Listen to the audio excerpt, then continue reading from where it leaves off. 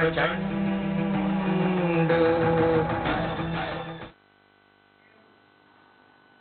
नमस्कार, स्वराज एक्सप्रेस के खास प्रोग्राम सत्ता के संग्राम में आप सभी दर्शकों को स्वागत है। आपके साथ मैं हूं एसपी त्रिपाठी। उत्तर प्रदेश की चुनावी जंग में सभी दल अपनी अपनी जीत का दावा कर रहे हैं। बीजेपी हो या सपा या फिर बसपा और कांग्रेस, सभी का कहना है कि वह प्रचंड बहुमत के साथ सरकार बनाने जा रहे हैं। लेकिन सबसे दमदार किसका दावा है, देखने वाली बात ये होगी। वैसे मौजूदा समय में जो सियासी समीकरण हैं, उसके हिसाब से बीजेपी और सपा का दावा कहीं न कहीं दमदार लगता है। लेकिन बसपा या कांग्रेस कमाल कर जाती है तो फिर ये किसी चमत्कार से कम नहीं होगा। यूपी में 7 चरणों में मतदान हो रहा है, जिसमें 3 चरणों का रण खत्म हो चुका है और अब चौथे की बारी है। अब चौथे चरण की जो चुनावी जंग है, उसमें लखनऊ समेत कुल 9 जिलों में मतदान होना है। ऐसे में जीत हासिल करने के लिए सभी दलों ने पूरी ताकत झोंक दी है। 23 फरवरी को जहां मतदान होना है, उसमें सोनिया गांधी के गढ़ रायबरेली जिले की 5 सीटें भी शामिल हैं, जहां उसके 2 सबसे मजबूत साथी हाथ का पहले ही साथ छोड़ बीजेपी में शामिल होकर चुनावी मैदान में उतर गए हैं। लेकिन बड़ा सवाल यह है कि क्या ये कमल ध्वज थामकर कामयाबी हासिल कर पाएंगे या प्रियंका की मेहनत कितनी रंग लाएगी। क्या रायबरेली के रण में बीजेपी की जीत का औसत 50 के पार हो जाएगा या फिर उसके अंदर सीमित रह जाएगा। वहीं साइकिल की रफ्तार कैसी रहेगी और सबसे अहम, पूर्व प्रधानमंत्री अटल बिहारी वाजपेयी की कर्मभूमि लखनऊ में राजनाथ सिंह क्या अब अटल जी के बिना जिले की 9 सीटों पर बीजेपी का बोलबाला रहेगा, उसे कायम रख पाएंगे। सत्ता के संग्राम में आज बात इसी को लेकर होगी। आज के मुद्दे चौथा चरण लखनऊ बाया रायबरेली में।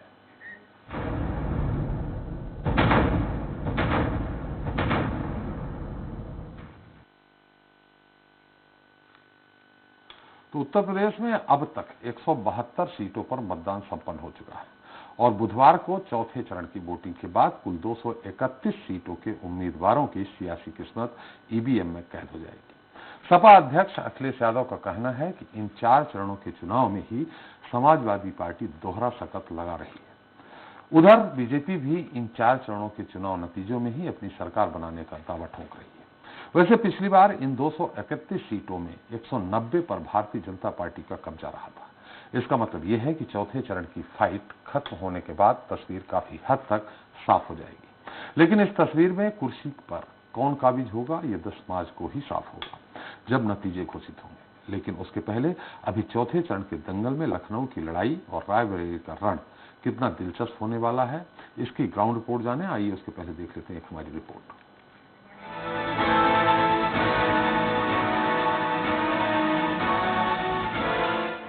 उत्तर प्रदेश में अब चौथे चरण का रण है, जिसके लिए सभी तैयारियां पूरी हो चुकी हैं। इधर जीत हासिल करने के लिए सियासी दलों ने भी कोई कोर कसर नहीं छोड़ी है। 4th फेज की वोटिंग से पहले दिग्गजों ने अपनी अपनी पार्टियों के प्रत्याशियों के लिए वोट मांगते हुए विरोधियों पर जमकर निशाना साधा है। जिन आतंकवादियों ने हमारे आराध्य भगवान राम के मंदिर पर हमला किया था, उन आतंकवादियों के मुकदमों को समाजवादी पार्टी ने वापस लेने का शर्मनाक काम किया था। भारतीय जनता पार्टी की खटिया खड़ी कर दी है, जनता ने इनकी खड़ी कर दी है खटिया, इसीलिए इनके बयान आ रहे हैं घटिया। चौथे चरण का जो रण है, उसमें 23 फरवरी को 9 जिलों की 59 सीटों पर वोटिंग होनी है। इस चरण में पीलीभीत, लखीमपुर खीरी, सीतापुर, हरदोई, लखनऊ, उन्नाव, रायबरेली, फतेहपुर और बांदा जिले में मतदान होगा। 2017 में जब इन 9 जिलों की कुल 59 सीटों पर वोटिंग हुई थी, तब बीजेपी ने 50 सीट पर जीत हासिल की थी, जबकि एक पर उसके सहयोगी अपना दल एस ने बाजी मारी थी। वहीं 4 सपा ने जीती थी और कांग्रेस के साथ ही बसपा के खाते में 2-2 सीटें गई थी। मतलब इस बार के चौथे चरण की लड़ाई में 9 जिलों में पिछली बार पूरी तरह से बीजेपी का दबदबा रहा था। चौथे चरण में रोहिलखंड, तिराई क्षेत्र, अवध और बुंदेलखंड के कुछ क्षेत्रों में मतदान होगा। मैदान में कुल 624 उम्मीदवार हैं। इस चरण में पूर्व प्रधानमंत्री अटल बिहारी वाजपेयी की कर्मभूमि लखनऊ और सोनिया गांधी के गढ़ रायबरेली में भी वोटिंग हो रही है। ऐसे में रोमांच कुछ ज्यादा ही है। लखनऊ जिले में कुल 9 विधानसभा सीटें आती हैं। लखनऊ पूर्व, लखनऊ पश्चिम, लखनऊ मध्य, लखनऊ कैंट, लखनऊ उत्तर, बख्शी का तालाब, सरोजनी नगर, मोहनलालगंज और महिलाबाद।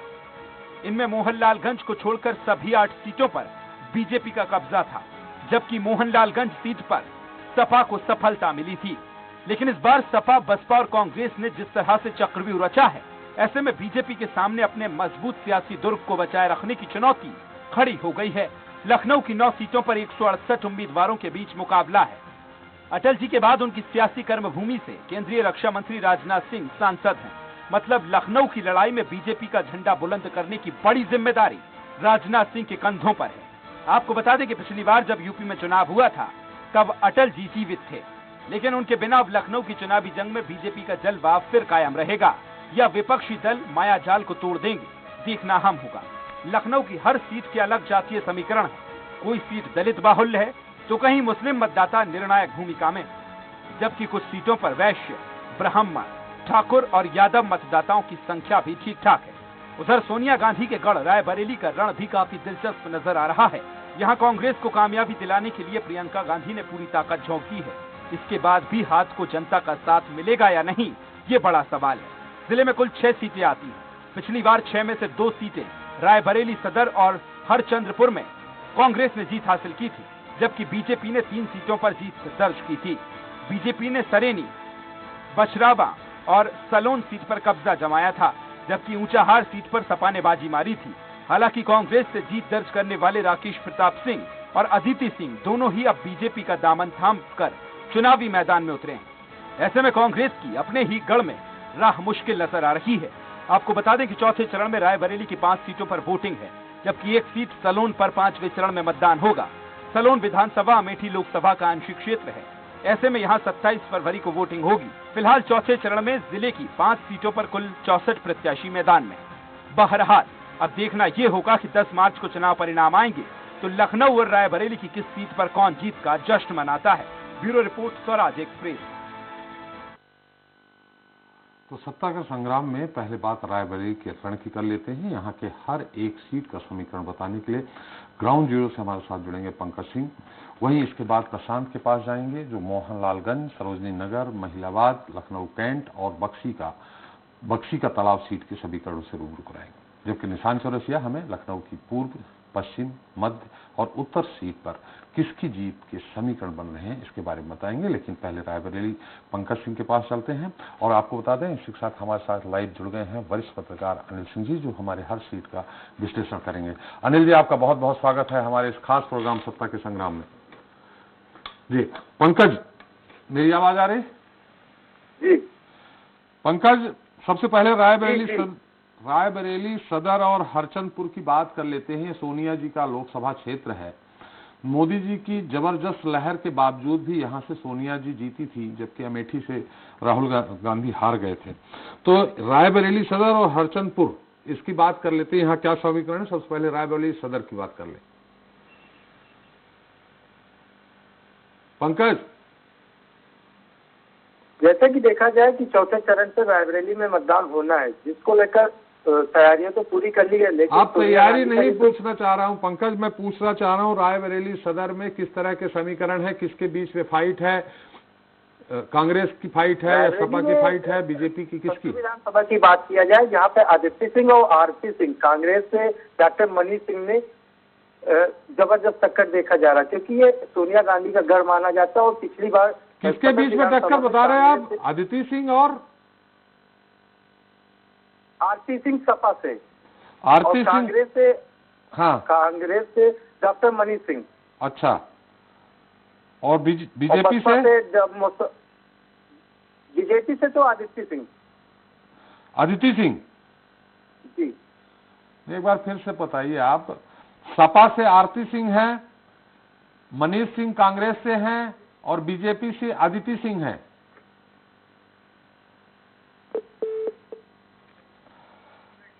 लगता है फोन नेटवर्क की प्रॉब्लम है। अनिल जी, आपके पास आते हैं। रायबरेली लखनऊ से बहुत दूर नहीं है, आप उस एक एक समीकरण को आप जानते होंगे। रायबरेली सदर में जैसा वो बता रहे हैं कि आदित्य सिंह जो कांग्रेस एमएलए थी वो बीजेपी में चली गई, वो लड़ रही हैं, आरती सिंह लड़ रहे हैं और डॉक्टर मनीष सिंह लड़ रहे हैं। तो यह क्या लग रहा है आपको, किसकी फाइट है? और पूरे रायबरेली का समीकरण क्या आपसे 5 सीटों पे होने 6 जिले हैं, हालांकि एक अमेठी में आता है, तो जहां से सलोन सीट जो है वहां भी चुनाव 5वें चरण में है। इन 5 जो विधानसभा क्षेत्र है इनका क्या समीकरण बन सकता है? ये पहला अगर सदर की बात करें तो अदिति सिंह कांग्रेस के टिकट पे जो है पिछली बार जीत हासिल की थी जी, और उनके पिताजी इस सीट पे निर्दल जीतते रहे हैं। तो अदिति सिंह का एक अपना खुद का व्यक्तिगत संपर्क जनता के बीच में रहा है, तो बेस वोट के साथ वो कांग्रेस को पिछली बार जीत हासिल हुई थी उसमें। इस बार अदिति सिंह भाजपा की तरफ आ गई है और आरपी यादव सपा के उम्मीदवार है और ठाकुर मनीष सिंह को कांग्रेस से उतारा है, क्योंकि कांग्रेस वहां मजबूत रही है। तो ये लड़ाई त्रिकोणीय दिख रही है और त्रिकोणीय होने की वजह से जो मतलब दलित और गैर जाटव और गैर यादव पिछड़ा वर्ग जिसके साथ जुड़ेगा वो सीट में जीत हासिल करेगा जी। और इसके बाद सरेली पे जो है पिछली बार जो धीरेन्द्र बहादुर सिंह भाजपा से जीते थे जी, इस बार यहाँ पे सपा से भी उनका टक्कर है और यहाँ पे मुख्य मुकाबला भाजपा और सपा के बीच में रहेगा। बसपा और कांग्रेस इस पे बहुत मजबूत स्थिति में नहीं दिख रही है जी। एक बार फिर पंकज हमारे साथ जुड़ गए, उनसे जान लेते हैं। आपके पास आ रहे हैं अनिल सिंह जी। पंकज, मेरी आवाज आ रही? जी थोड़ा तेज बोलिए, स्वराज संवाददाता है भाई आप। सर यहाँ नेटवर्किंग प्रॉब्लम है, उसकी वजह से पूरे रायबरेली में नेटवर्क प्रॉब्लम है जी, 2 दिनों से चल रहा है ये समस्या। चलिए, रायबरेली सदर में जैसा कि अभी हमारे अनिल जी वरिष्ठ पत्रकार ने कहा कि वहां त्रिकोणीय मुकाबला की स्थिति है। अदिति सिंह आरपी यादव हैं और दूसरा डॉक्टर मनीष सिंह कांग्रेस से। क्या लग रहा है त्रिकोणीय? डॉक्टर मनीष सिंह हैं और बसपा से मोहम्मद अशरफ है जी। क्या समीकरण लग रहा है वहां, किसके बीच में मुकाबला है? सर समीकरण की बात के 2017 में क्योंकि यहाँ पे कांग्रेस से अदिति सिंह निकली थी, अब की बार समीकरण कुछ विपरीत दिख रहे हैं क्योंकि आरपी सिंह भी 2012 में चुनाव लड़े थे, वो हार गए थे। 2017 में सपा और कांग्रेस से गठबंधन हो गया था, जिसके चलते आरपी को एक बार अखिलेश यादव ने फिर अपना भरोसा जाहिर किया और उसके बाद इनको यहाँ पे टिकट दिया गया जबरदस्त टक्कर। क्योंकि आदित्य सिंह की बात की, आदित्य सिंह जब कांग्रेस में थी तो यहाँ का गढ़ यहाँ पे कांग्रेस ने उनकी काफी दिलचस्प मुकाबला, क्योंकि अब मोदी लहर के चलते उन्होंने भाजपा में ज्वाइन कर लिया है। तो मुख्य मुकाबला किसके बीच में है या चतुष्कोणीय है? बीएसपी भी लड़ रही है? सपा और कांग्रेस, सपा और भाजपा की टक्कर है यहाँ पे। माने मनीष सिंह माने कांग्रेस का गढ़ रहा है ये। कांग्रेस 7 सीटों में कुल 7 सीटें पाई थी, उसमें ये भी जीती थी एक। उसके बाद बेशक है कांग्रेस का गढ़ माना जाता। मनीष सिंह को एकदम लास्ट स्टेज से टिकट दिया गया क्योंकि यहाँ पे जो 6 महीने से सक्रिय कार्यकर्ता काम पार्टी को मजबूत कर रहे थे, उनको पार्टी ने न जा करके जब देखा कि यहाँ पे, क्योंकि आदित्य सिंह को जब भाजपा ने टिकट दे दिया तो को समाजवादी से टिकट मिला तो कांग्रेस के लिए कोई स्थिति नहीं बची थी, इसलिए डॉक्टर मनीष सिंह को यहाँ पे उनको मजबूरन ही उतारना पड़ा था। चलिए, यहाँ किस जात के मतदाता ज्यादा हैं? यादव भी कितने हैं यहाँ पे? यादवों की बात, यहाँ पे 85% यादव हैं। कितने परसेंट? 1 minute sir, 1 minute. यहाँ पे ब्राह्मण 40,000 है, यादव 50,000 है, दलित 80,000 है, मुस्लिम 45,000, क्षेत्रीय 35,000 और वैश्य 25,000 है। तो ये जाति समीकरण के आधार पे अगर यादव और मुस्लिम मतदाताओं का गठबंधन हो गया तो समाजवादी पार्टी निकलती हुई दिख रही है। जाहिर सी बात है कि क्योंकि कल सीएम योगी और अखिलेश यादव की भी रायबरेली में जनसभाएं हुई थी, उसके चलते क्योंकि लहर तो दिख रही। किसकी दिख रही? भारतीय जनता पार्टी से एक बार फिर हो सकता है यहाँ पे, क्योंकि परचम सदर में लहराया जा सकता है। चलिए, हरचंदपुर में क्या है? हरचंदपुर में भी क्योंकि कांग्रेस से राकेश सिंह पहले से फिर कांग्रेस का दामन छोड़ के भाजपा में चले गए, उसके बाद वहाँ पे राहुल लोधी को टिकट दिया गया। हाँ। तो वहाँ पे क्योंकि पूरे रायबरेली की बात किया जाए, यहाँ पे भाजपा और सपा की टक्कर है। कांग्रेस नहीं है यहाँ भी? नहीं, कांग्रेस भी यहाँ भी नहीं है। यहाँ से भाजपा से कौन है? जो भाजपा से राकेश प्रताप सिंह जो कांग्रेस में थे वो भाजपा में चले गए थे, और जो सपा में थे उनको कांग्रेस ने टिकट दिया था पंजाबी सिंह को। क्योंकि अब की बार की जो भी प्रत्याशी है वो दल बदल के आए ज्यादातर। अच्छा, और सपा से कौन है? सपा से राहुल लोधी हरचंदपुर विधानसभा में। तो यहाँ पे जाति समीकरण क्या है, कौन कितने हैं?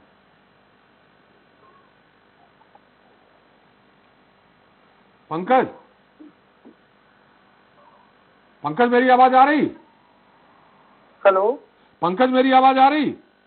नहीं नहीं आ रही। पंकज, मैंने आपसे सवाल किया है कि हरचंदपुर में जाति समीकरण क्या है, क्या आप सुन पा रहे हैं हमें? सर आवाज कट रही है, आवाज साफ नहीं आ रही है आपकी उधर से। चलिए, आपकी आ रही है, आप बताते जाइए।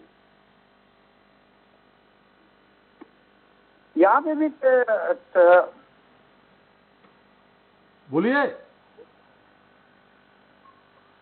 पंकज, रुकना, आप एक बार फिर चलते हैं अनिल जी के पास। अनिल जी, जैसा कि हम पंकज ग्राउंड जीरो से बता रहे हैं कि कांग्रेस का ये बने सोनिया जी के होने के कारण कभी इंदिरा गांधी जी यहां से लड़ती थी, कभी अपराजय रही है। अगर 77 की बात कर दें तो राजनारायण सिंह ने उनको चुनाव हराया था, तो अपराजय रही हैं वो। और फिर उसके बाद सोनिया जी आ गई, सोनिया जी भी लड़ रही हैं। तो उसके बाद भी एक 2 सीटें जो रायबरेली सदर और हरचंदपुर, ये बता रहे हैं यहाँ कांग्रेस टक्कर में ही नहीं है। क्या आपको लगता है ऐसा? जी बिल्कुल, उसका कारण है कि जो कांग्रेस की ताकत हुआ करती थी, राकेश सिंह, देवेंद्र सिंह, और वो अब भाजपा में चले आए हैं।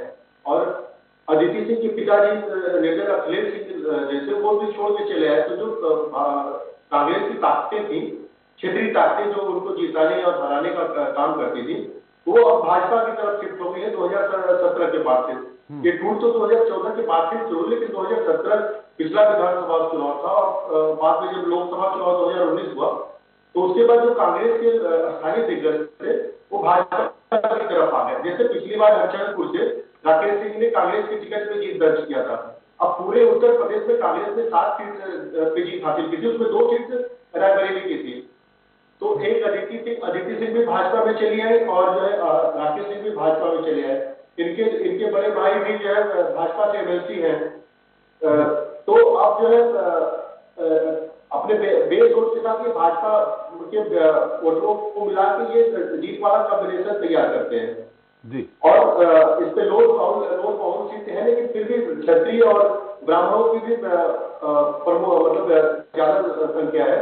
और गैर यादव ओबीसी भी ठीक ठाक स्थिति में है। लोग अब एक सपा ने प्रत्याशी को उतारा है, लेकिन वोट बढ़ता दिख नहीं रहा है। वो लोग बिल्कुल भाजपा के साथ जुड़ा हुआ है अब तक जो नजर आया है। तो इसलिए इस सीट पे मुख्य मुकाबला सपा और भाजपा के बीच में दिख रहा है। हालांकि कांग्रेस कोई लड़ाई करने की कोशिश कर रही है, लेकिन वो जमीन पे नजर नहीं आ रहा है। जो लोधी मतदाता जो आप बोल रहे हैं कि भाजपा की तरफ है, क्या वो कल्याण सिंह जी, उनके बेटे, उनके नाती जो चुनाव में कल्याण सिंह जी लोधी ने समाज के बड़े नेता माने जाते हैं, उनके कारण है क्या? नहीं, भाजपा लंबे समय से लोग जो है भाजपा के साथ जुड़ा रहा है।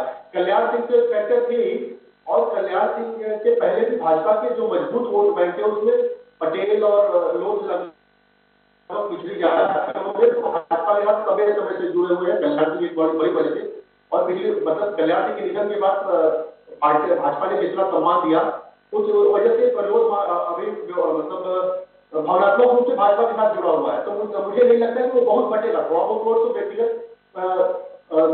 संबंधों के आधार पर सपा ले जाएगी प्रत्याशी के, लेकिन मुझे बहुत मोटा मोटी नहीं लग रहा है कि बड़ा मार्जिन जो है सपा की तरफ लोग वोटों पर चला जाएगा। लोग वोट मजबूती से अभी भाजपा के साथ जुड़ा हुआ है, इसलिए इस सीट पर भाजपा की लड़ाई है। लेकिन सपा के साथ प्लस पॉइंट ये है कि यादव और मुस्लिम उसके साथ पूरी तरह जुड़ा हुआ है, मतलब मजबूती से। उसमें बहुत केंद्र लगता है कहीं से नहीं दिख रहा है। तो लड़ाई भाजपा और सपा में ही है। कांग्रेस त्रिकोणी बनाने की कोशिश कर रही है, लेकिन सफलता मिलती नहीं दिख रही है जी। सुरेंद्र विक्रम सिंह पिछली बार जो किसी दूसरे दल से लड़ के आए थे, तो अब वो उनको विश्वास कांग्रेस ने बना रखा है, लेकिन जमीन पे उतनी मजबूती नजर नहीं आ रही है। चलिए हमारे साथ एक बार फिर पंकज जुड़ गए हैं। पंकज, आप सरेनी, बछरावा, ऊंचाहार की बताएं, सरेनी में क्या है, किसके बीच लड़ाई है, ये बता दीजिए। सरेनी में भाजपा और सपा की टक्कर है, क्योंकि यहाँ पे निर्णायक ठाकुर यादव मुस्लिम वोटों में निर्णायक हो सकता है, क्योंकि ब्राह्मण यहाँ पे सरेनी विधानसभा में 85,000 कुछ वोटों से समथिंग है। चलो, तो यहाँ बीजेपी और सपा की ही टक्कर है, कांग्रेस नहीं है जी। बछरावा में कांग्रेस और भाजपा की टक्कर है। कांग्रेस से कौन है यहाँ? कांग्रेस से कौन कैंडिडेट है? पंकज जी, कांग्रेस से आपको मालूम है कांग्रेस से कौन कैंडिडेट है, बीजेपी से कौन है? एक मिनट सर। चलिए रहने दीजिए, आप ऊंचा हारा की बता दीजिए। जी, ऊंचा हारा में किसकी टक्कर है? उच्चाहार में सर त्रिकोणी लड़ाई है। किसके किसके बीच में? मनोज पांडे सपा से हैं और अतुल सिंह क्योंकि भाजपा में थे वो कांग्रेस में शामिल हो गए थे। हाँ। और अमरपाल मौर्य भाजपा से, क्योंकि ये संगठन के मंत्री थे, तो इनको यहाँ पे भाजपा ने अपना उतारा था प्रत्याशी। यहाँ त्रिकोणी है अतुल सिंह के जाने से। जी, चलिए बहुत बहुत धन्यवाद पंकज जी आपका। अनिल जी एक बार फिर आपके पास आ रहे हैं। अनिल जी, प्रियंका जी ने जिस तरह से उत्तर प्रदेश में ताबड़तोड़ दौरे किए हैं, मेहनत की है, लड़की हूं, लड़ सकती हूं, लैपटॉप, साइकिल, स्कूटी, सब जो भी कर सकती थी, ये हालांकि ये तभी आदमी सोचता है कि जब अप्रत्याशित लगता है कि हम सरकार में बन पाएंगे तो जितना उपहार दे सकते हैं जनता को दे दे मतों को लुभाने के लिए, ये चलता है। लेकिन कम से कम रायबरेली उनकी मां की सीट है, वहां भी क्या प्रियंका जी की मेहनत कोई रंग नहीं लाएगी? एकमात्र सीट में उन्होंने बताया ऊंचाहारा में त्रिकोणी संघर्ष हो सकता है, वो भी भाजपा से अतुल सिंह गए हैं इस कारण। जी, सबसे बड़ी बात जो होती है पॉलिटिक्स में वो होती है विश्वास की, भरोसा की। जी। और अभी उत्तर प्रदेश का मतदाता कांग्रेस पे बिल्कुल भरोसा नहीं कर पा रहा है। जी। उसका एक उदाहरण मैं देता हूँ कि प्रियंका गांधी ने यहाँ लड़की हूँ, लड़ सकती हूँ, कैंपेन चला के जो है 40% महिलाओं को टिकट दिया है। जी।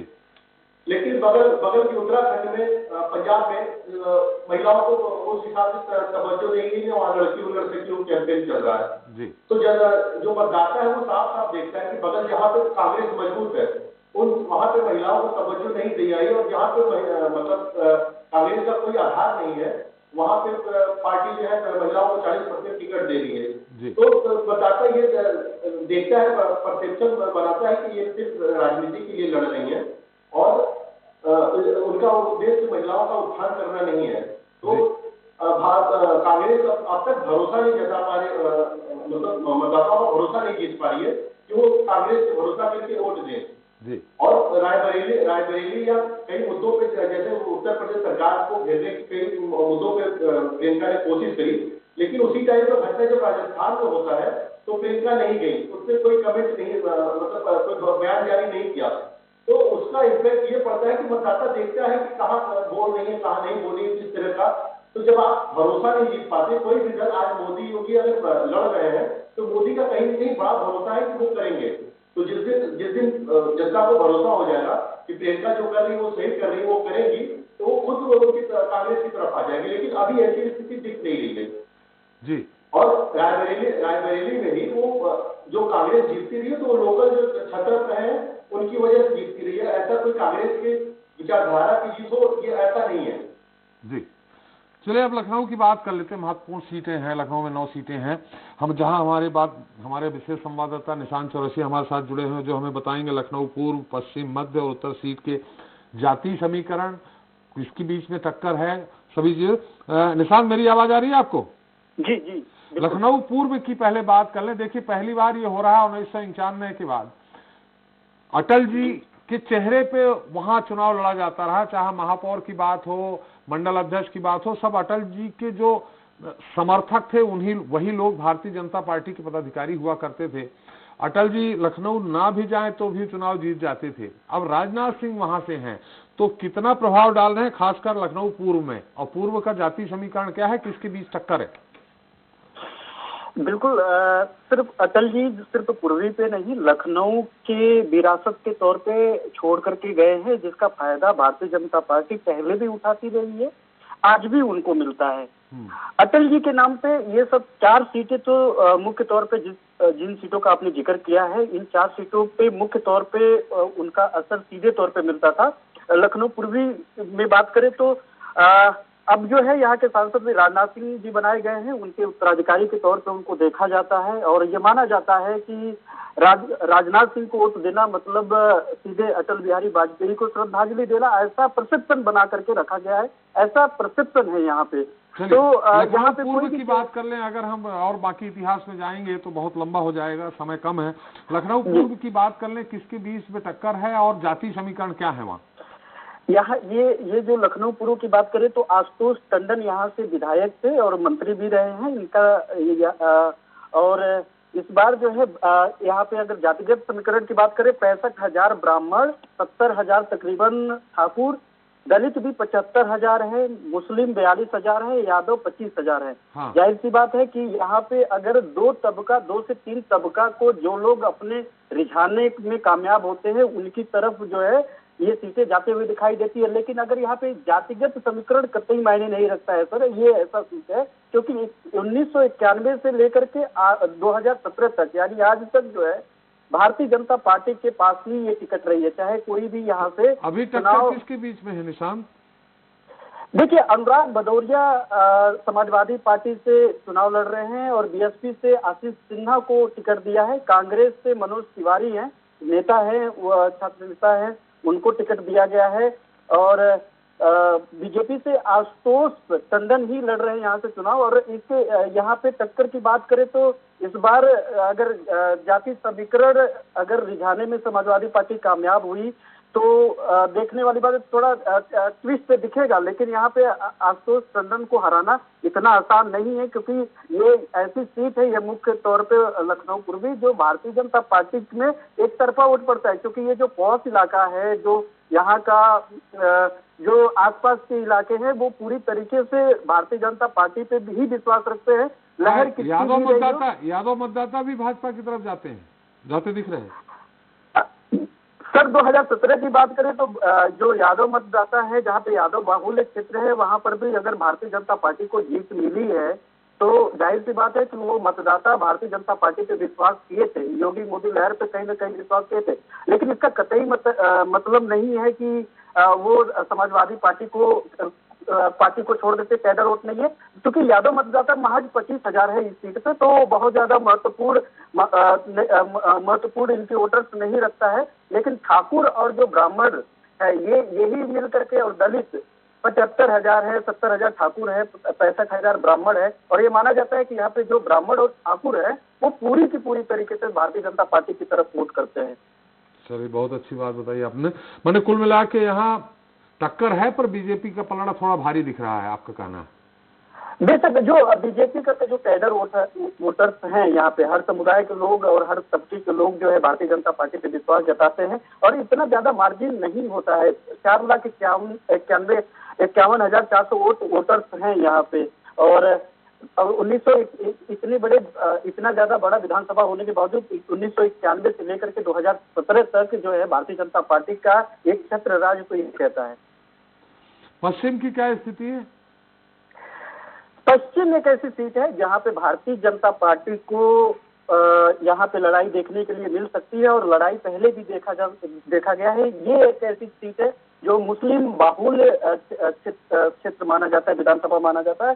4,33,668 रजिस्टर्ड वोटर हैं, जिसमें से 1 लाख से ज्यादा 1,10,000 तकरीबन मुस्लिम है, 1,10,000 मुस्लिम मतदाता है, 50,000 के तकरीबन ब्राह्मण हैं और श्रीवास्तव की बात करें तो 35-40,000 श्रीवास्तव है। और ये साफ जाहिर है, यही कारण है कि यहाँ पे क्योंकि ये भी पिछली बार की बात करें तो बीजेपी का ही कब्जा रहा है और पूर्व राज्यपाल लालजी टंडन, दिवंगत लालजी टंडन की ये परंपरागत सीट मानी जाती है। 2007 में लालजी टंडन थे, 2002 में लालजी टंडन थे, 2012 में जो मोहम्मद रेहान समाजवादी पार्टी को यहाँ से जीत मिली थी, उन्होंने फाइट किया था। लेकिन फिर 2017 में फिर बीजेपी के खाते में चला गया ये सीट और सुरेश श्रीवास्तव यहाँ से बीजेपी से भारतीय जनता पार्टी के लिए। निशांत, यहाँ एक बहुत महत्वपूर्ण बात ये है, ये थोड़ा बीजेपी से तो चारों कैंडिडेट बता दीजिए, कांग्रेस से कौन, बीएसपी से कौन, सपा से कौन और बीजेपी से कौन? अंजलि श्रीवास्तव ये पुराने कार्यकर्ता है समाजवादी पार्टी के।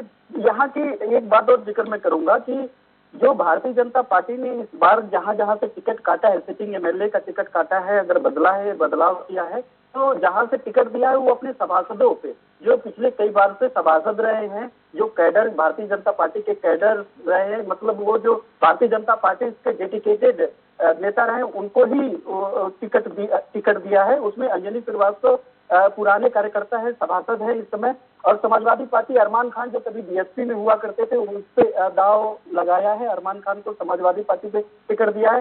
बीएसपी से कायम रजा को टिकट दिया है, कांग्रेस से सहाना सिद्दीकी को टिकट दिया है। इसीलिए मैं आपसे पूछ रहा था निशांत, ये चारों कैंडिडेटों का मैं नाम इसीलिए पूछ रहा था। 1 लाख मुस्लिम मतदाता हैं टोटल, 4 लाख समथिंग, 4 लाख कुछ टोटल मतदाता हैं। इसमें क्या आपको लग रहा है कि सपा, बसपा और कांग्रेस तीनों से मुस्लिम कैंडिडेट हैं, तो क्या ये बट रहे हैं बीएसपी और सपा और कांग्रेस में? बिल्कुल ये सीट जब कभी 2012 में अगर मोहम्मद रेहान जीत हासिल करते हैं, तो इसका सबसे बड़ा कारण है कि मुस्लिम वोटर्स पूरी तरीके से समाजवादी पार्टी की तरफ जाना। वहां पे भारतीय जनता पार्टी को जो लालजी टंडन का परंपरागत सीट होती है हार मिलना। इस बार कहीं न कहीं अगर अरमान खान का भी अपना अच्छा खासा पकड़ बताया जाता है, जो समाजवादी पार्टी से लड़ रहे हैं, बीएसपी में हुआ करते थे, कायम राजा और सहाना सिद्दीकी, अगर इन लोगों ने थोड़ा सा भी सेंधमारी किया मुस्लिम वोटर्स में, तो फिर से जो है अंजलि श्रीवास्तव बीजेपी को सीधे लाभ मिलता हुआ दिखाई देगा। यहाँ पे वोटर्स अगर बटेंगे तो सीधे तौर पे भारतीय जनता पार्टी, क्योंकि बीजेपी के पास एक खुद का कैडर वोटर्स है। यहाँ पे अब किसी भी हालत में कहीं पर भी किसी भी क्षेत्र में आप जाकर के पूछे, क्योंकि कई बार हम लोगों ने शो किया, लोगों से पूछा, उनसे किसी चीज से मतलब नहीं होता, सिर्फ मतलब होता है भारतीय जनता पार्टी से। तो जाहिर सी बात है कि अगर ये वोटर्स अगर थोड़ा सा भी यहाँ पे बटते हैं वोटर्स, तो भारतीय जनता पार्टी को यहाँ पे भी फिर से सीधे फायदा मिलता हुआ दिखाई दे रहा है। लेकिन आपको क्या लग रहा है, वोट इस बार जो राजनीतिक पंडितों का कहना है, जो खबर है वो ये है कि मुस्लिम मतदाता इस बार बटेगा नहीं, वो सीधे सपा की तरफ जा रहा है। बिल्कुल सर, तकरीबन हमने कई जिलों का और कई विधानसभाओं का जिक्र किया, वहाँ पे लोगों से बात करने की कोशिश की, और यहाँ पे खासतौर पे लखनऊ में तो उनका साफ तौर पे कहना है कि इस बार जो वोटर्स हैं वो सीधे तौर पे ये देख रहे हैं कि भारतीय जनता पार्टी के कैंडिडेट को हरा कौन रहा है। उस ऐसे सिचुएशन में सीधे तौर पे दिख रहा है कि समाजवादी पार्टी सबसे बड़ी मुख्य विपक्षी पार्टी है जो लड़ाई में है, इसलिए हम बचेंगे नहीं। लेकिन एक बात और है, समाजवादी पार्टी से जो मुस्लिम जो समाजवादी पार्टी को भी पसंद नहीं करते हैं, अगर उनको अगर नापसंद कर रहे हैं, तो वो बीएसपी की तरफ जाते हुए दिखाई दे रहे हैं। उनको लग रहा है कि सेकेंड लड़ाई में जो है बीएसपी है, और उसका सीधा फायदा अगर बीएसपी को मिल रही है। अब देखा जाए तो अगर बीएसपी के अपनी जहाँ पे कैडर वोटर है, अगर उनको मिलता है, और थोड़ा सा भी अगर उनको अल्पसंख्यक समुदाय का वोट मिल रहा है, क्योंकि इस बार जो बीएसपी सुप्रीमो ने अपनी टिकट बंटवारा किया है, उसमें देखा जा रहा है कि मैक्सिमम जगह जो है मुस्लिम कैंडिडेट उतारे हैं उसमें। और जो सिंपल इंजीनियरिंग के तहत 2007 में जिस तरीके से उसमें उन्होंने चलिए थोड़ा संक्षेप में, क्योंकि अभी सारी सीटों पे ज्यादा है निशान, थोड़ा संक्षेप में जाते हैं। जैसा कि मुस्लिम मतदाता एक तरफ जाएंगे, कौन हराएगा कौन नहीं हराएगा, जैसा कि आप बोल रहे हैं कि अगर बीएसपी की तरफ उसका जो कैडर पे वोट है वो अगर बीएसपी की तरफ जाता है, तो हमारे समझ से बीजेपी को उससे नुकसान होगा। वो इसलिए नुकसान होगा क्योंकि जो लाभार्थी जो कह सकते हैं, जो 25-30% लोगों को अनाज से लेके आवास तक दे रहे हैं, वो जो बीजेपी के साथ जाने वाले थे वो बीएसपी की तरफ जा सकते हैं। मध्य में क्या की स्थिति है, संक्षेप में थोड़ा सा जल्दी बताइएगा। मध्य में 3,68,000 से ज्यादा वोटर्स हैं। यहाँ पर भी ब्रजेश पाठक यहाँ से चुनाव जीते थे। 90,000 मतदाता मुस्लिम मतदाता है, और वैश्य की बात करें 80,000 तकरीबन यहाँ पे मतदाता है। ब्राह्मण 45 से 50,000 यहाँ पे मतदाता बताए जाते हैं। श्रीवास्तव 45,000 और सोनकर धनुक मिलकर के 40,000 के करीब है। 90,000 जो मुस्लिम मतदाता हैं वही वो तय करते हैं, लेकिन अन्य जो है वैश्य, ब्राह्मण, श्रीवास्तव, ये कहीं ना कहीं परंपरागत वोटर्स हैं भारतीय जनता पार्टी के। यहाँ पे यही कारण था कि ब्रजेश पाठक को यहाँ पे जीत हासिल हुई थी। लेकिन 2012 की बात करें, रविदास मेहरोत्रा जीते थे, और इस बार रजनीश गुप्ता को, ये भी अय्यागंज से सभासद हैं, भारतीय जनता पार्टी ने इनको टिकट दिया है। इस बार बड़ा कड़ा मुकाबला रविदास मेहरोत्रा दे रहे हैं, इसका सबसे बड़ा कारण ये है कि जब 2017 की बात करें तो कांग्रेस और समाजवादी पार्टी गठबंधन था और उससे चुनाव लड़ी थी। और ऐसे वक्त में जो यहाँ पे लखनऊ की बात करें तो यहाँ से कांग्रेस प्रत्याशी ने पर्चा वापस ही नहीं लिया। अब कांग्रेस प्रत्याशी को 12,900 कुछ तकरीबन 13,000 वोट मिले थे। जाहिर सी बात है कि अगर वो वोटर्स अगर रविदास मेहरोत्रा के साथ मिलते तो तकरीबन 5,000 वोटों से वो ब्रजेश पाठक को हरा रहे होते, जिस तरीके से गठबंधन हुआ था। लेकिन अभी किसकी टक्कर है? रविदास मेहरोत्रा और बीजेपी की तरफ से सीधे तौर पे बीएसपी ने आशीष श्रीवास्तव को यहाँ पे दिया है, सपा से, और बीजेपी से कांग्रेस ने सदब जफर को दिया है और बीएसपी ने आशीष श्रीवास्तव को दिया है। और जो जातिगत समीकरण जो इस समय माना जा रहा है, क्योंकि यहाँ पे रविदास मेहरोत्रा बहुत जमीनी स्तर के नेता माने जाते हैं और वो लोगों के बीच में लोकप्रिय भी हैं। वो लोग सीधे तौर पर जाकर के कह रहे हैं मेरा अंतिम चुनाव है। नाम ले रहे हैं, निश्चित तौर पे जिनका नाम ले रहे हैं किस पार्टी से ये भी बताते जाइएगा, क्योंकि चैनल अपना और राज्यों में भी देखा जाता है जो सुनना चाहते हैं। जी, रविदास मेहरोत्रा समाजवादी पार्टी से हैं और बीजेपी से रजनीश गुप्ता को दिया गया है जो सभासद है। रविदास मेहरोत्रा के बारे में जिक्र कर रहे थे सर कि रविदास मेहरोत्रा जमीनी स्तर के यहाँ पे नेता माने जाते हैं। वहाँ के लोगों के बीच का ये कहना है कि अगर वो जीते हारे हम लोगों के बीच में रहते हैं। यही कारण था कि बहुत महज 5,000 वोटों से ब्रजेश पाठक ने इनको हराया था। बीजेपी और सपा की टक्कर है, सपा भारी दिख रही है सीधे तौर पे। यहाँ पे सपा थोड़ा सा भारी, अगर लेकिन वोटर्स अगर बचे सदब जफर और आशीष श्रीवास्तव बीएसपी के बीच में अगर यहाँ पे वोटर्स बचे तो फिर बीजेपी की तरफ ये मूव कर सकता है। नहीं तो समाजवादी पार्टी पूरी तरीके से इस बार भी फाइट कर रही है। 2012 में रविदास मेहरोत्रा यहाँ से जीते थे। जी, उत्तर सीट पे क्या है? एक और सवाल है, खैर वो अनिल जी से ही पूछेंगे। आपने कहा ये मध्य में 90,000 मुस्लिम मतदाता है, इसमें सिया सुन्नी का भी खेल है क्या? सिया मतदाता भी हैं लखनऊ में? अब सिया सुन्नी का आंकड़ा तो सर नहीं है, लेकिन लखनऊ में अगर मुस्लिम की बात करें तो यहाँ पे सिया सुन्नी का लड़ाई सबसे बड़ा लड़ाई मानी जाती है। और जिधर सिया जाता है उधर सुन्नी जाने से परहेज करता है, जिधर सुन्नी जाता है उधर सिया जाने से परहेज करता है। यहाँ की मुसलमान लड़ाई सिया सुन्नी की है। तो उसका फायदा अगर ये बढ़ता है वोटर्स तो उसका फायदा भारतीय जनता पार्टी। आपकी मध्य में पूछ रहे हैं, मध्य का आपके पास जानकारी है? सिया सुन्नी है? हाँ, मध्य की मैं जिक्र कर रहा हूँ कि लखनऊ मध्य में 90,000 मुस्लिम मतदाता है, लेकिन यहाँ पे सिया कितने हैं, सुन्नी कितने हैं ये आंकड़ा नहीं है। चलिए उत्तर सीट की बात कर लें क्योंकि समय कम है। बिल्कुल उत्तर सीट की बात अगर हम करें तो उत्तर सीट में ये 2012 में पहली बार चुनाव हुआ था यहाँ पे। और 2008 इतिहास मत बताइए, समय कम है, इतिहास मत बताइए, वर्तमान बताइए, लोग वर्तमान जानना चाह रहे हैं।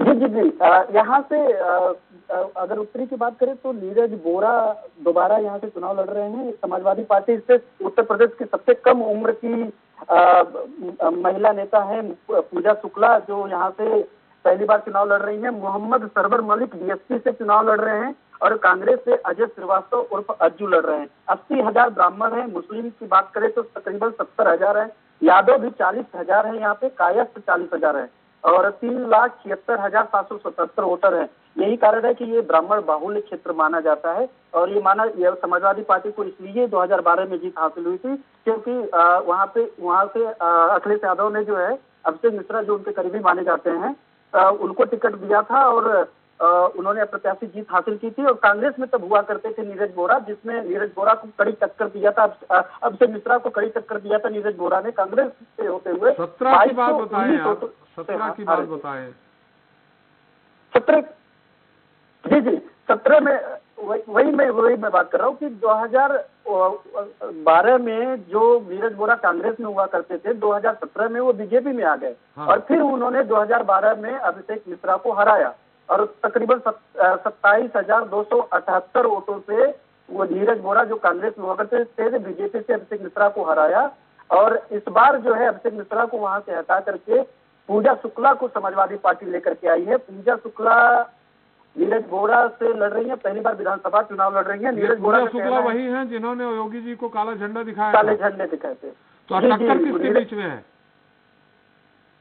यहाँ पे तो सीधे तौर पे पूजा शुक्ला और नीरज वोरा के बीच में टक्कर दिखाई दे रहा है, और मोहम्मद सरवर मलिक और अजय श्रीवास्तव अज्जू की भी पकड़ है बहुत ऐसे क्षेत्रों में। अगर यहाँ पे सिर्फ एक बड़ी बात यह है कि एक ही मुस्लिम कैंडिडेट है बीएसपी से, मोहम्मद सरवर मलिक, और मुस्लिम वोटर की संख्या यहाँ पे 70,000 है। अगर उनको मुस्लिम अगर ये सोच करके देखता है कि बीजेपी को कौन हराता है, तो इससे सीधे तौर पे पूजा शुक्ला को फायदा होगा, और ब्राह्मण तो वो खुद ही है। तो ऐसे में 80,000 और 70,000 फिर 40,000 यादव वोटर, ये कहीं ना कहीं यहाँ पे खेला हो सकता है। यहाँ पे पूजा शुक्ला नीरज वोरा को एक तरीके क्या पूजा शुक्ला सिर्फ ब्राह्मण है, इस कारण बीजेपी से कट जाएंगे मतदाता, जो ब्राह्मण मतदाता बीजेपी के हैं? देखिए, पूजा शुक्ला की बात करें तो यहाँ से अभिषेक मिश्रा को हटाया गया, और पूजा शुक्ला को पहले से ही तैयारी इसी देश से तैयारी करने के लिए। मैं आपसे सवाल ये कर रहा हूँ निशांत की, क्या ब्राह्मण मतदाता जो आप बता रहे हैं सिर्फ शुक्ला हैं, इस कारण पूजा शुक्ला की तरफ चले जाएंगे? क्योंकि ये माना जा रहा है ब्राह्मण वोट अभी भी बीजेपी के साथ हैं, तो क्या वो सिर्फ ब्राह्मण होने के नाते चले जाएंगे? नहीं, सिर्फ तो लखनऊ की बात करें तो लखनऊ में कोई भी समुदाय हो, कोई भी जात हो, थोड़ा मुस्लिम और यादव को छोड़ करके वो भारतीय जनता पार्टी पे ज्यादा विश्वास करता है अन्य जातियों और अन्य दलों की अपेक्षा। तो ऐसे में पूजा शुक्ला के लिए मुफीद तो है कि वो ब्राह्मण है, तो ब्राह्मण वोटर्स उनके फेवर में जाएगा, उनके तरफ जाएगा। और यही कारण है कि 2012 में अभिषेक मिश्रा को ब्राह्मण से तभी उनको जीत मिली थी, मुस्लिम और ब्राह्मण वोटों से। चलिए निशांत, समय बहुत कम है, हमें प्रशांत के पास भी जाना है। बहुत बहुत धन्यवाद आपका। एक बार अनिल जी, ये जो 4 सीटों का मैंने आकलन अभी निशांत हमारे विशेष संवाददाता है उनसे लिया, क्या लगता है कितना सटीक आकलन है ये? और जैसा कि मैंने एक सवाल किया था कि पूजा शुक्ला सिर्फ समाजवादी पार्टी से, हालांकि उत्तर प्रदेश में जाति समीकरण पे ही राजनीति बहुत लंबा आधारित है बहुत कुछ, तो इन स्थितियों में क्या पूजा शुक्ला जो माना जा रहा है कि ब्राह्मण वोट जा रहे हैं बीजेपी को, तो क्या वो चले जाएंगे पूजा शुक्ला के साथ? नहीं, मैं बताऊं, पिछली बार अभिषेक मिश्रा इसी सीट से लड़ रहे थे जी, और ब्राह्मणों को थोड़ा बहुत बटा था, इस बार भी बटेगा, लेकिन ऐसा नहीं है कि पूरा पूजा शुक्ला को चला जाएगा या पूरा भाजपा को चला जाएगा जी। वो बटेगा, थोड़ा बहुत सपा की तरफ जाएगा, बाकी ब्राह्मण अभी भाजपा के साथ जुटा हुआ है। थोड़ी नाराजगी है, लेकिन वो चुनाव आते आते उनके नेताओं ने खत्म कर दिया है। तो 20% आप मान सकते हैं पूजा शुक्ला की तरफ जाएगा, 80% ब्राह्मण अभी भाजपा के साथ है। और ये भाजपा का ठीक ठाक स्थिति है। पिछली बार भी नीरज वोरा जीते थे। नीरज वोरा इसके पहले कांग्रेस से भी लड़ते थे, तो दूसरे नंबर पे रहते थे। भाजपा के पिछले 2-3 चुनाव भाजपा जीती है, तो नीरज वोरा दूसरे नंबर पे होते थे। तो नीरज वोरा का अपना एक बेस वोट बैंक है, प्लस भाजपा का कैडर वो मजबूती से लड़ रहा है। पूजा शुक्ला को कड़ा टक्कर दे रही है, ये बिल्कुल सही बात है।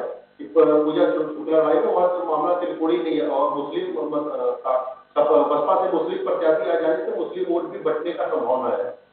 यह त्रिकोणी स्थिति बन सकती है। त्रिकोणी तो नहीं बनती दिख रही, लेकिन मुस्लिम वोट बसपा के प्रत्याशी मुस्लिम होने की वजह से वो कट जाएगा, वो इतना है। तो लड़ाई बिल्कुल भाजपा और सपा के बीच में कांटे की है।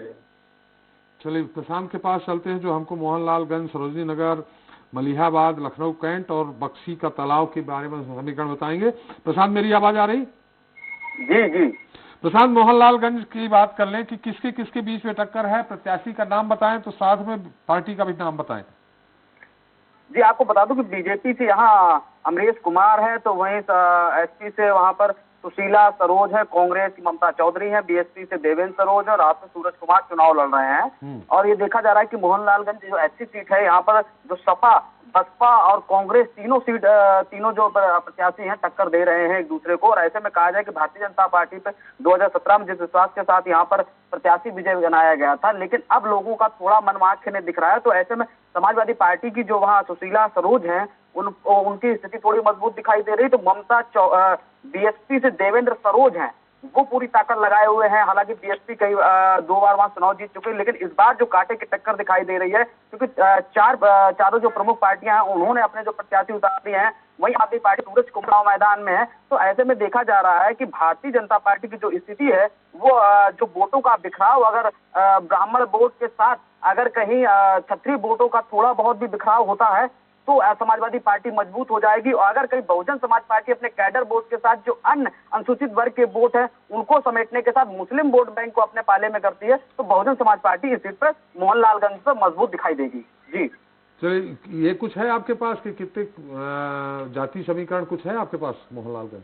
जी देखिए, आपको बता दूं यहाँ करीब 48% से ऊपर दलित वोट बैंक है। इसके साथ फिर जो निर्णायक वोट बैंक है करीब 15%, वहाँ पर ब्राह्मण वोट बैंक है, और इसके साथ ही 11% के करीब वहाँ क्षत्रिय वोट बैंक है, और इसके साथ ही करीब 15% से ऊपर यहाँ मुस्लिम वोट बैंक है। ये सब समेटने के बाद ही पूरा वहाँ जो राजनीतिक समीकरण तैयार होता है, उसके बाद जो अन्य दलों के जो प्रत्याशी उतारे गए इसी वोट बैंक के आधार पर उतारे गए हैं। तो इसमें सीधी सीधी से बात होती है कि अगर मुस्लिम वोट बैंक में सेंधमारी करती है बीएसपी या कांग्रेस, तो भारतीय जनता पार्टी को भी वहां मजबूती मिल जाएगी और समाजवादी पार्टी को वहां नुकसान होगा। अगर मुस्लिम वोट बैंक स्थायी रहता है और उसके साथ ही जो अन्य जो उन्हें बैकवर्ड वोट मिलता है, चाहे कुर्मी बिरादरी का हो, वो अगर समाजवादी पार्टी को मिलता है तो भारतीय जनता पार्टी वहां कमजोर होती नजर आएगी। सरोजनी नगर की बात बता दीजिए, थोड़ा संक्षेप में जल्दी जल्दी बताइएगा। जी मैं आपको तो सरोजनी नगर में जो बड़ी दिलचस्प सीट रही है इस बार, क्योंकि यहाँ से आप मंत्री स्वाति सिंह का टिकट काटकर ईडी से जो अपने सेवानिवृत्त लेकर आए हैं राजेश्वर सिंह को बीजेपी ने टिकट दिया है। तो वही समाजवादी पार्टी ने अब की बार यहाँ पर अभिषेक मिश्रा को टिकट दिया है। यहाँ पर पहले दूसरे प्रत्याशी थे, उसके बाद कांग्रेस के रुद्र दमन सिंह यहाँ पर मैदान में है, और बहुजन समाज पार्टी से जलीस खान मैदान में है, और आप से रोहित श्रीवास्तव मैदान में है। तो साफ देखा जा रहा है कि यहाँ पर सबसे बड़ा जो आपको मैं बता दूं कि समाजवादी पार्टी यहाँ इसलिए कमजोर है कि पिछली बार यहाँ अनुराग यादव को टिकट दिया गया था, और इसके साथ ही वहां पर जिस तरीके का माहौल पैदा किया गया है, अभिषेक मिश्रा को ब्राह्मण वोट बैंक खेला गया है। हालांकि वहाँ जो क्षत्रिय वोटों की संख्या काफी है और हमेशा ही वहां पर प्रत्याशियों का भाग्य का फैसला होता है। इस आधार पर तो बीएसपी ने जलीस अहमद को वहां से प्रत्याशी बना दिया है। अगर बीएसपी वहां पर अपने वोट बैंक के साथ साथ अगर बहुजन समाज पार्टी वहां मुस्लिम वोट बैंक को अपने पाले में करती है, तो वहां भारतीय जनता पार्टी पूरी मजबूती से खड़ी हुई दिखाई देती है। और अभिषेक मिश्रा जो समाजवादी पार्टी के प्रत्याशी हैं उनको नुकसान होगा, क्योंकि बहुतायत इलाका वहां मुस्लिम बिरादरी का है, यानी कि करीब 22 से 23% वहां मुस्लिम वोट बैंक है। तो ऐसे में कहा जाए कि वहां भारतीय जनता पार्टी के जो राजेश्वर सिंह है, हाल में ही चुनाव मैदान में आए, राजनीति में आए हैं, और स्वाति सिंह का टिकट कटा है, जो लगातार कहा जा रहा था कि वह नाराजगी दिखाई जा रही है, लेकिन ऐसा कुछ नहीं है। भारतीय जनता पार्टी का जो वोट बैंक है वो वहां मजबूत स्थिति में दिखाई दे रहा है। हालांकि समाजवादी पार्टी के अभिषेक मिश्रा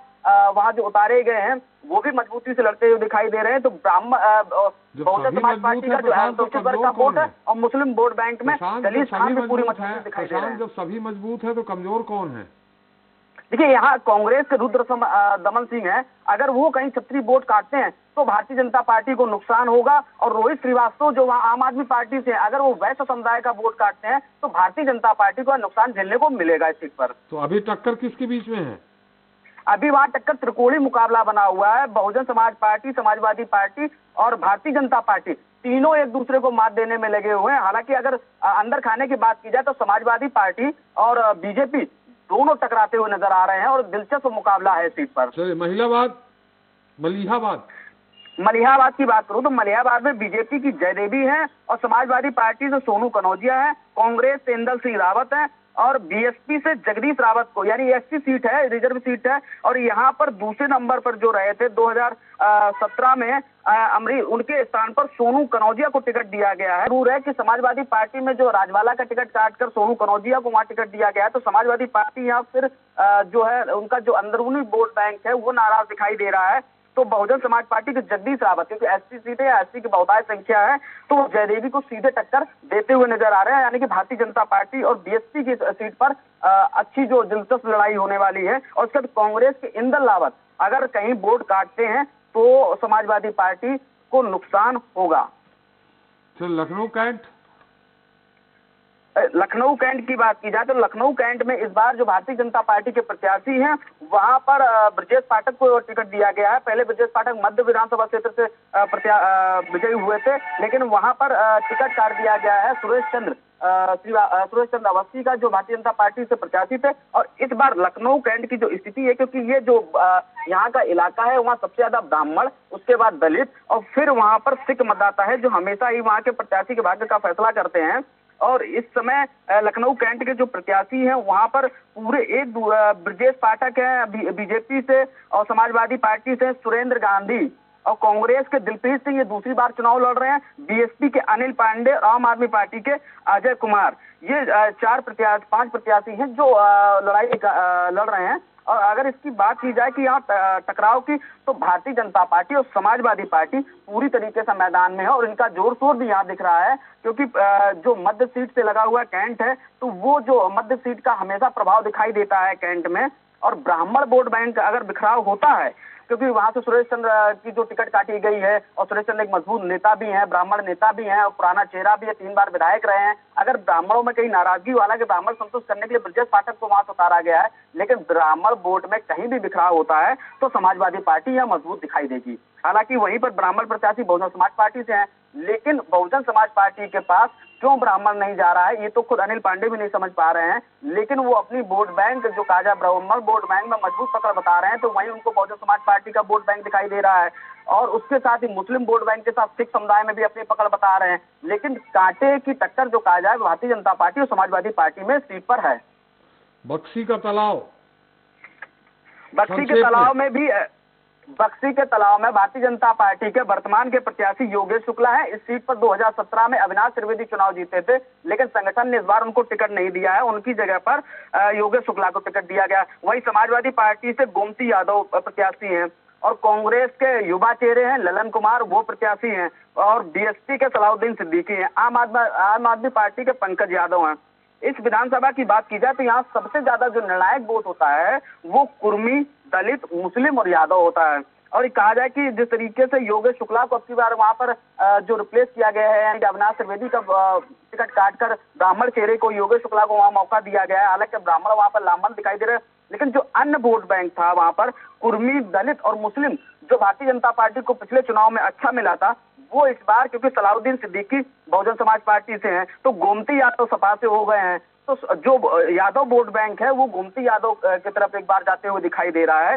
तो दलित और मुस्लिम जो एक अच्छी तादाद में है, करीब उनकी संख्या वहां बनेगी जाके 35%, वो सलाउद्दीन सिद्दीकी के तरफ जा रहे हैं। तो ये सीट एकदम त्रिकोणीय मुकाबले हैं। मतदाता वहां खुलकर किसी भी तरीके का अभी अपना व्यू नहीं दे रहे हैं, लेकिन वहां पर भारतीय जनता पार्टी की लकीरें भी खिंच गई हैं। अगर देखा जाए कि सलाउद्दीन सिद्दीकी के साथ पूरी तरीके से दलित और उसके साथ ही मुस्लिम वोट बैंक के साथ अगर कुर्मी बिरादरी में उन्होंने कहीं सेंध लगा दी और इसके साथ वैश्य बिरादरी में कहीं सेंध लगा दी, तो यहाँ पर भारतीय जनता पार्टी और बहुजन समाज पार्टी के बीच में टक्कर होगी। जी चलिए, सारी जानकारी देने के लिए बहुत बहुत धन्यवाद। हम एक बार फिर अनिल जी के पास चलते हैं। अनिल जी, 5 सीटें और 4 सीटें, इन 5 सीटों में जो हमारे प्रशांत ने आकलन दिया है, अलग काफी सटीक आकलन दिया है, इसमें वही एक बड़ी बात यह है कि शिया और सुन्नी ये अगर कटते हैं तो फिर क्या होगा? मतलब शिया सुन्नी का जो मसला है वो लंबे समय से, और शिया वोटर जो है पहले भी भाजपा को वोट देता है। वो अटल बिहारी वाजपेयी को भी वोट दिया, उसने राजनाथ सिंह को भी वोट दिया, और मध्य जो सबसे टफ माना जाता है भाजपा के लिए, मतलब शहरी इलाके में, उसमें भी पिछली बार जो है शिया वोट भाजपा की तरफ आया था। उसका कारण था कि मोहसिन रजा जो पूर्व क्रिकेटर है और मंत्री भी रहे, उनका इलाका पड़ता है, तो उनके प्रभाव से भी शिया वोटर जो है भाजपा को वोट करता रहा है। तो शिया सुन्नी वोट तो पटेगा और बढ़ता भी रहा है, और कई जगह जहां बसपा ने मुस्लिम प्रत्याशी उतारा है वहां भी वोट पटेगा, क्योंकि मुसलमान डोमिनेट तो है सपा के लिए, लेकिन अगर अपना कोई कैंडिडेट है तो वो उसकी तरफ जाता है। और कई सीटों पे पश्चिम में भी देखने को मिला था कि मुस्लिम थोड़ा बहुत बटा है। डोमिनेट तो वो मतलब पूरी तरह तो वो सपा के साथ है, लेकिन जहाँ उसके अपने प्रत्याशी अपने धर्म के प्रत्याशी वहां वो बट रहा है। तो लखनऊ में भी जहाँ जहाँ बसपा ने मुस्लिम प्रत्याशी दे रखे हैं वहाँ सपा को नुकसान होने की पूरी संभावना है। जी, यहाँ अटल जी नहीं है, जैसा कहा जाता है अटल जी के प्रभाव की 5 सीटें हैं लखनऊ में 9 में से, वो उसमें कितना राजनाथ सिंह जी कितना उसको बचा पा रहे हैं, क्या लग रहा है आपको? नहीं, पिछली बार का आप समीकरण देखें तो 8 सीटें भाजपा के पास थी, एक सपा ने जीत हासिल की थी, और यहाँ कौन सी सीट थी ऐसी है जो भाजपा की सुरक्षित सीट मानी जाती है। अनिल जी, सपा वाली कौन सी सीट थी? वो थी अमरीश पुष्कर की थी, मोहनलाल की थी, अमरीश पुष्कर जहाँ पे जीत हासिल किए थे। नहीं, पश्चिम मध्य, और बाकी 8 सीटें भाजपा ने जीत हासिल की थी, और अमरीश पुष्कर भी बसपा कैंडिडेट थे, 550 वोट से ही जीते थे, बहुत ज्यादा मार्जिन नहीं था। कौन सी सीट थी ये पिछली बार?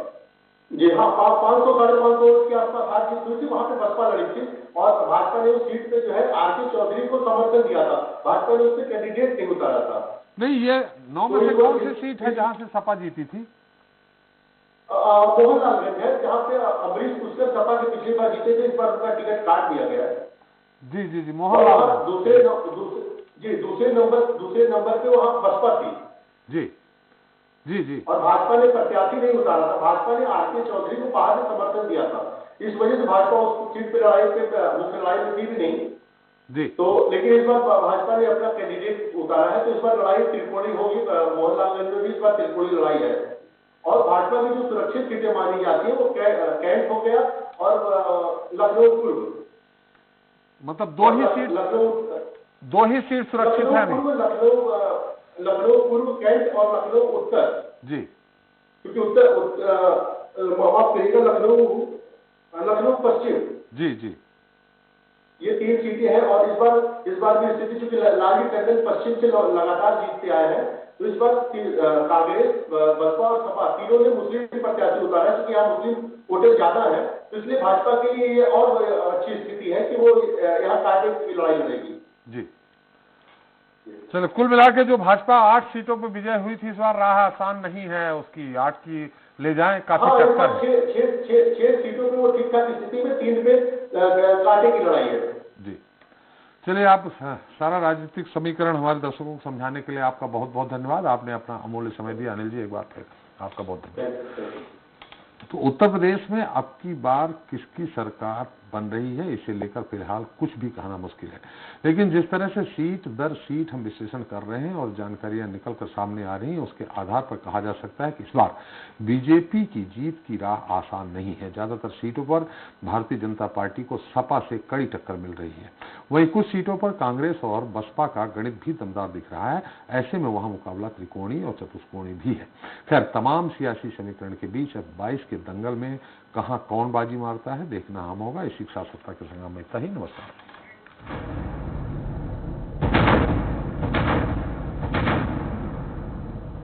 के करोड़ों नागरिकों को मुफ्त राशन का डबल बेनिफिट मिल रहा है, पूरा बेनिफिट मिल रहा है। यही कारण है कि 100 साल के बाद इतने बड़े संकट में, इतनी बड़ी दुनिया की महामारी, दुनिया की इतनी बड़ी बीमारी में भी गरीब का चूल्हा जलता रहा है भाई।